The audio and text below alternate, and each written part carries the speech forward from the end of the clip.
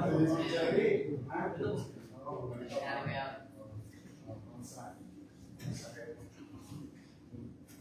mo kayo.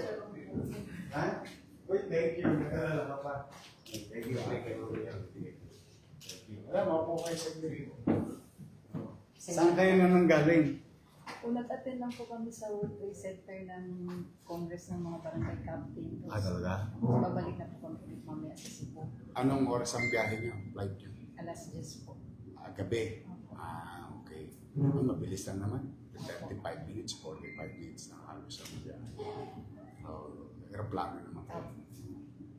Aeroplano yung ano, yung what do you call this, yung bang ano, Roro? Opo. Tagal? Oo, tagal. Pero okay rin, kaya lamang, siyempre, mas maganda o makapag-aeroplano. So, saan ka napunta? Wala po kami pinuntahan. Dumating po kami sa hotel, tapos nag-attend lang ng Congress. Tapos dito lang yung pinunta namin. Pagka, daanan niyo yung, yung Riverside. Oh, yeah. Esplanade po. Esplanade? Mamayang gabi po. Oo, mamayang gabi. Siguro bago, magandang oras, mga alas 5, alas 5:30. Yung sunset. Po. Oo. Tapos, kung kaya nyo pa, sa Port Santiago. Kasi may bukas na rin yun sa gabi. Maganda ngayon ng Intramuros area.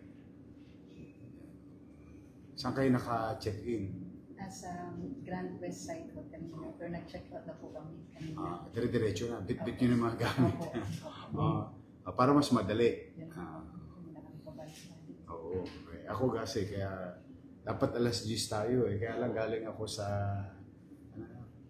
press conference dahil nakikiusuyo yung mga media dahil katatapos lang nung SOCA sa araw ng Maynila. Ilan ang barangay sa inyo? 45 po. 45. Halos dalawang zona lang sa amin.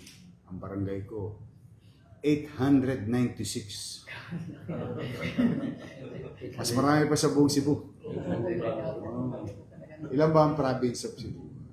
700 barangay. Ha? Sa provincial siguro. Marami na 600. Mga 600 plus siguro. No? Ako 896. Kaya 10,000 ako na 10,000 minimum. Kamusta naman yung area ninyo? Okay naman po. As usual, mga problema sa drugs, mga ganon. Pero hindi naman maiwasan. Pero hirap na rin yung mundo ng ngayon eh, ng droga kasi pa-konti na ng pa-konti yung customer niya. Unti-unti na rin natututo ang tao. Wala talagang buting idudulot. Saka mahigpit talaga ang gobyerno. Dapat naman. Kawawa yung mga bata. Tulad isang araw, nakatali kami 6.8 million.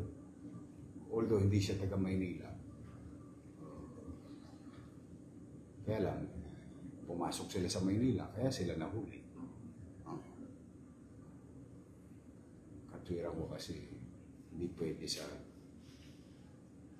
ibang bayan, hindi ko sila mababantayan. Pero sa Maynila, we make sure kung nakatakas, habulin. Ganun ang policy ko. Hanapin. Papanagutin.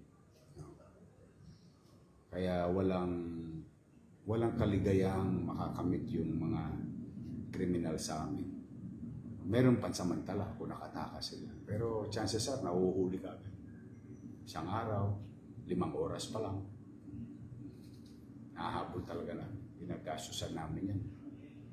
To give the peace of mind sa mga taga-Maynila at saka yung lumatapo sa Maynila. So alas 10 ang biyahe. Pa-picture tayo para makarami naman kayo. Pwede po muna ako. Isa-isa na para sulit. Oo. Ano yan?